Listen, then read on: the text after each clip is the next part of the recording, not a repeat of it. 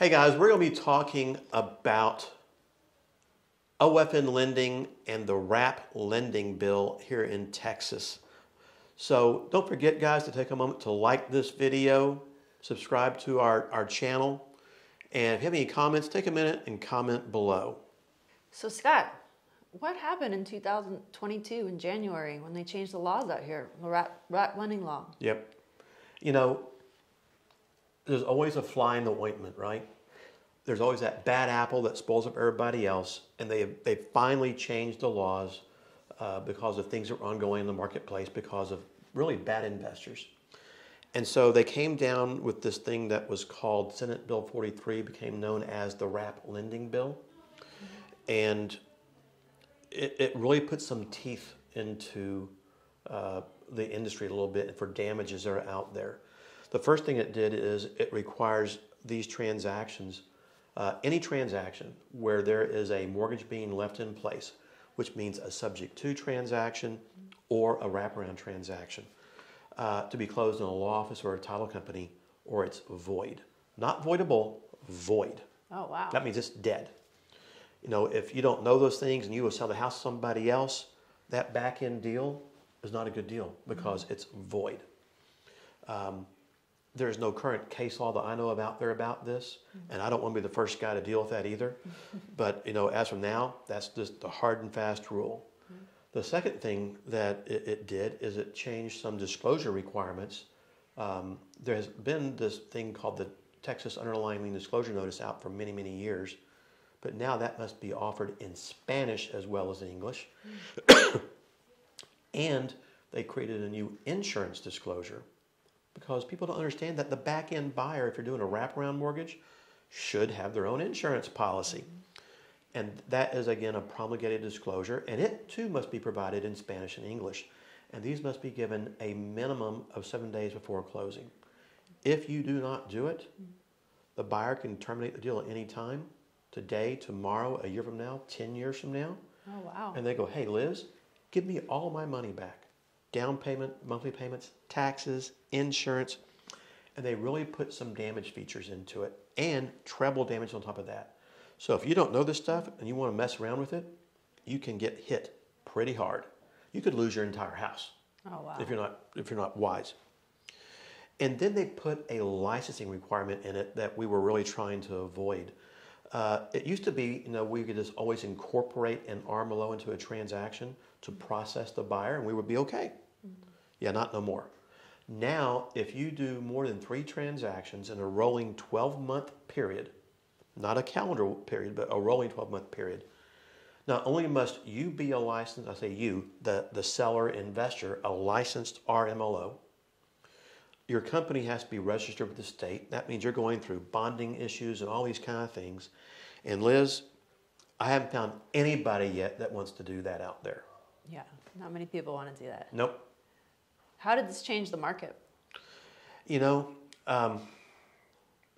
when this was coming down, we saw it, we knew about it, and we reached out to the General Counsel of the Savings and Loan Administration, ourselves, and one of our partners that runs our loan servicing company, to find a solution to it. And the solution was what we now call OFN Lending, which is our rehabbed mortgage lending company. And what we do today is we actually step in between the seller investor and their back-end home buyer on a wraparound mortgage, and we become the mortgage company. Think of it this way. I know you're a traditional mortgage lender, where the funding entity is the company that is issued the note and deed of trust, right? And they put the money up. Where in this case, OFN Lending becomes the lender between the seller and the buyer. So instead of the note and deed and trust being from the buyer to the seller lender, it comes to OFN Lending. Now to do that though, that means we have to process the buyer and we have to underwrite the buyer. Now normally the seller underwrites the buyer, right? They're the lender, they're the decision maker. Well, if OFN steps in between, we become the decision maker because we take on all the liability. And to do that, we need to ensure that the borrower has, of course, the ability to repay the loan, our famous little ATR rule, right? And so OFN kind of finds this stopgap that allows the investor to not have to be licensed, defer the liability off into OFN Lending. Now, there is a fee for that, unfortunately, because of the liability. Usually the back-end borrower pays for that. It's not anything expensive. I think it's like $1,500 per deal, but it's well worth it versus anything else. You know, I wanted to say one thing, too, I find really intriguing. You know, I go back to 2012 when my companies created the first RMLO, or Residential Mortgage Loan Originating Company in Texas. We were the first guys to go out and start processing these creative finance buyers here in the marketplace. Nobody wanted to use an RMLO. Everybody would say the same thing. Oh man, we're exempt. We don't need to deal with it. We don't need this. We don't need that. And even though we kept telling them why, they kept pushing back.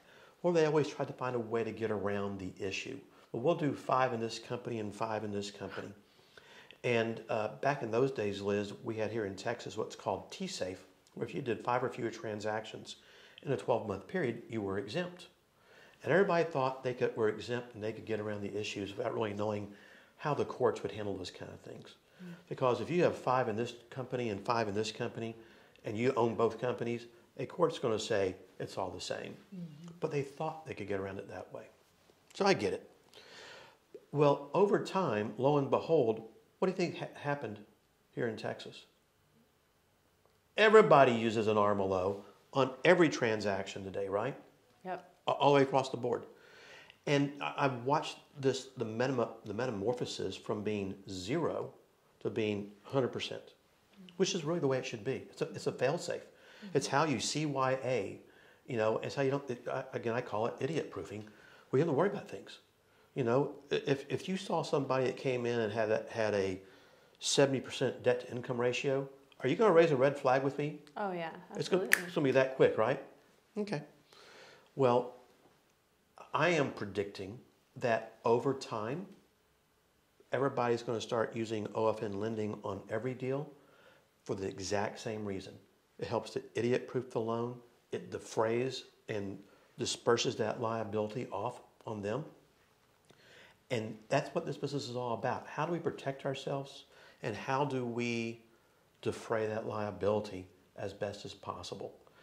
And I think over time, it's going to grow and grow and grow, just like the RMLO world did. And you know, that is only in Texas. No other state has that right now. Do you know why that is? You know, I really don't. I guess we have the longest border with Mexico. We used to have some rules and regulations here. We still do that. If you were within, I think, 200 miles of the border, there were certain issues about having your documentation both in Spanish and English back in the day. This is because there was such a high concentration of Hispanics in those areas out there. I know that New Mexico has a border with Mexico, and so does Arizona and California. Does Nevada? They may, I don't know. I don't know. We should know that from our geography, shouldn't we? But I just think, A, because of the size of the state, the length of the border, the population, I really think that's one of the reasons why they did that here, and we're different. Maybe because we do more deals in Seller finance deals out than anybody else in the country. That makes sense. I could see that being a reason too. But at the same time, do you see any other states moving that way at all? Have you heard anything? I haven't heard anything. You know, I keep hearing about things like foreclosure rescue laws, which are more on the subject to transactions. And that's in 21 states, and there are various degrees out there supposedly. And that seems to be growing a little bit. I think that's going to grow out to all 50 states eventually. And I wonder if things like they've implemented here in Texas will do the same. I just don't know that answer yet. But guys, I think the way that you help prevent that is keep your nose clean, do good business, become a student of the game. And by doing that, it helps these things not happen like it did here in Texas.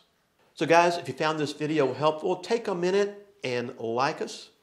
If you got any more questions, take a minute and comment below. And don't forget to subscribe to our YouTube channel. We'll see you guys next time.